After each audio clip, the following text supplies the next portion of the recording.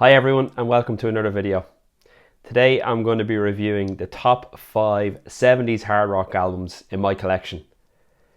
But before we do that, let's just define what hard rock is as a music genre. So hard rock or heavy rock is a heavier subgenre of rock music typified by aggressive vocals, distorted electric guitars and heavy drums. Hard rock began in the mid-1960s with the garage, psychedelic and blues rock movements. Some of the earlier hard rock music was produced by the Kinks, The Who, the Rolling Stones, Cream, Vanilla Fudge and the Jimi Hendrix Experience. In the late 1960s, bands such as Blue Cheer, the Jeff Beck Group, Iron Butterfly, Led Zeppelin, Golden Earring, Steppenwolf and Deep Purple also produced hard rock. The genre developed into a major form of popular music in the 1970s, with The Who, Led Zeppelin, Deep Purple being joined by Black Sabbath, Aerosmith, Kiss, Queen, AC/DC, Thin Lizzy and Van Halen. During the 1980s, some hard rock bands moved away from their hard rock roots and more towards a pop rock sound. So now that we know what hard rock is, and I think the 70s is the golden age of hard rock, we're going to count down the top 5 hard rock albums in my collection. So we'll start off with number 5, and it's Black Sabbath's Paranoid. So we'll just give you a bit of background on the album. So it's the second studio album by English rock band Black Sabbath, released on the 18th of September 1970 by Vertigo Records in the UK and the 7th of January 1971 by Warner Brothers in the United States. The album contains several of the band's signature songs, including Iron Man, War Pigs and the title track, which was the band's only top 20 hit, reaching number 4 in the UK charts. Paranoid is widely regarded as one of the greatest and most influential heavy metal albums of all time, often cited as a key influence for the development as the genre as well as one of its earliest albums. Paranoid was ranked number 1 in Rolling Stone's list of the 100 greatest metal albums of all time in 2017 and number 139 on its list of 500 greatest albums of all time in 2020. Paranoid was the band's only album to top the UK album charts until the release of 13 in 2013. So this is an album that's kind of on the fence between hard rock and heavy metal, and the way I see hard rock is hard rock has more blues kind of based guitar solos, whereas in my opinion heavy metal was more of that frenetic Iron Maiden, Judas Priest type guitar solos. Also the vocals in heavy metal seems to be either of a higher range, pushing that falsetto or the screeching vocals, or it could be sometimes the deep vocals, the gruff vocals that we're used to as well. But in my opinion, this album, Paranoid, it definitely sits in the hard rock category for my money.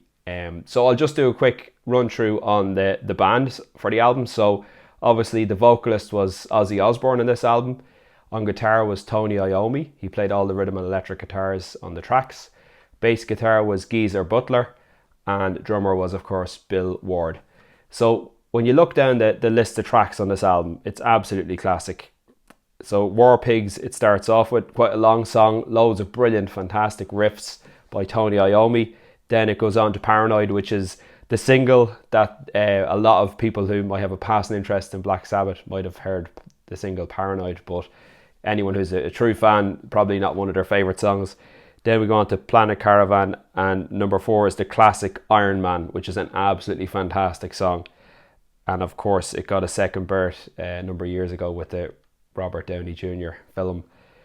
Electric Funeral, great song. Hand of Doom, fantastic. Rat Salad, and then it ends off with Fairies Wear Boots. So all in all, Black Sabbath Paranoid, that's my pick for number 5 of the top 5 70s hard rock albums in my collection. Okay, so we move on to number 4. And this is an American band, Aerosmith, and the album is Rocks. So in all honesty, I could have chose between Rocks or Toys in the Attic. I was listening to both albums earlier, and I have to say Rocks just gets the nudge as a better hard rock album. There's probably less of the hits on Rocks, but more of the bluesy guitar solos and stuff like that. So just get some background on the album. Rocks is the 4th studio album by American rock band Aerosmith, released on the 3rd of May 1976. All music described Rocks as having captured Aerosmith at their most raw and rocking. Rocks was ranked number 366 on the updated Rolling Stones list of the 500 greatest albums of all time in 2020. It has influenced many hard rock and heavy metal artists, including Guns N' Roses, Metallica, and Nirvana. The album was a commercial success, charting 3 singles on the Billboard Hot 100, 2 of which reached the top 40, which were Back in the Saddle and Last Child. The album was one of the first to ship platinum when it was released and has since gone quadruple platinum. So, Rocks by Aerosmith, a fantastic album in my opinion. In the band for this album, obviously there was Steven Tyler on lead vocals, Joe Perry on lead and rhythm guitars, Brad Whitford on lead and rhythm guitars, on bass was Tom Hamilton, and Joey Kramer on drums.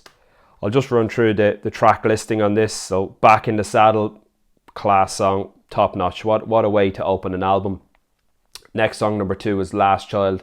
Some fantastic lead guitar work there from Brad Whitford. Number 3, Rats in the Cellar, another great song. Number 4 is Combination, where Joe Perry and Steven Tyler both sing together in harmony or in combination. Fantastic song. Sick as a Dog, number 5, some fantastic riffs in that, very memorable. Number 6, Nobody's Fault, it's a great rocker. Number 7, Get the Let Out, another great rock song. Number 8, Lick and a Promise, and number 9, Home Tonight, produced by Jack Douglas and Aerosmith. Classic album, classic hard rock album from the 1970s, Rocks by Aerosmith. Okay, number 3 for me, and I went with AC/DC, Highway to Hell. Absolute classic album. Just give a bit of background on this one. So Highway to Hell is the 6th studio album by Australian hard rock band AC/DC, released on the 27th of July 1979. It's the first of 3 albums produced by Robert John Mutt Lange, and is the last album to feature lead singer Bon Scott, who died on the 19th of February 1980. So a legendary album by a legendary hard rock band, Highway to Hell. And it was just an absolute classic. Really broke through for AC/DC. Their last album of the 1970s, hence the reason why I'm including it here. So I'll just run through the lineup on the band. So on vocals, obviously, was Bon Scott, and this was his last album recorded with the band before he passed away. On lead guitar, Angus Young. On rhythm guitar, Malcolm Young. On bass is Cliff Williams, and on drums, Phil Rudd. And this is the lineup that many people consider the classic lineup of AC/DC. This, along with the when Bon Scott passed away, the Brian Johnson era, which came later. So yeah, I'll just run through the tracks here. Highway to Hell, absolute classic. Everybody knows that song by AC/DC. Girls Got Rhythm is a great song. Walk All Over You is good. Touch Too Much, fantastic song. Great rhythm in that one. Beating Around the Bush is good. Shot Down in Flames, love it. An absolutely brilliant song. The way the drums and the guitar interacts on that song is fantastic. Get It Hot, If You Want Blood You've Got It, great song. Love Hungry Man, and finishes off with Night Prowler. And obviously Mutt Lange, fantastic producer. His first time working with AC/DC, and the results are amazing. So that's number 3, Highway to Hell. Okay, we're into the top 2 now. And I could have chosen 2 different albums from this band, but in the end, I went with Machine Head from Deep Purple. I was thinking about going with In Rock, Either by Deep Purple, which was released, I think, in 1970. Machine Head a little later on, but I decided to go with Machine Head in the end. I think it's just a better album. It's got better songs, more memorable songs, and I've gone for this one as my number 2. I'll give you a bit of background on the album. So Machine Head is the 6th studio album by English rock band Deep Purple. It was recorded in December 1971 in Montreux, Switzerland, and released on the 30th of March 1972 by Purple Records. It's the band's 3rd album to feature the Mark II lineup. So I'll just run through the lineup. So it's obviously Ritchie Blackmore on lead guitar, Ian Gillan on vocals, Roger Glover on bass, John Lord on keys, and Ian Pace on drums. Again, another band that has different lineups similar to AC/DC, but I think a lot of people agree on this lineup, the Mark II lineup, being the classic Deep Purple lineup where they produce some of their best work. So I'll just run through the track listing on this one. It starts off with Highway Star, which is one of my favourite all-time songs. An absolute rocker. It's got everything. It's fast. It's heavy. There's fantastic keyboard solo in there. There's a fantastic guitar solo in there. The drums are really pounding. The vocals are up real high. Absolutely brilliant. Next one, Maybe I'm a Leo, which is a good song. Number 3 is Pictures of Home. Fantastic song. Number 4, Never Before. And then number 5, Smoke on the Water. It's a little bit like Highway to Hell. Everybody knows that song, Smoke on the Water.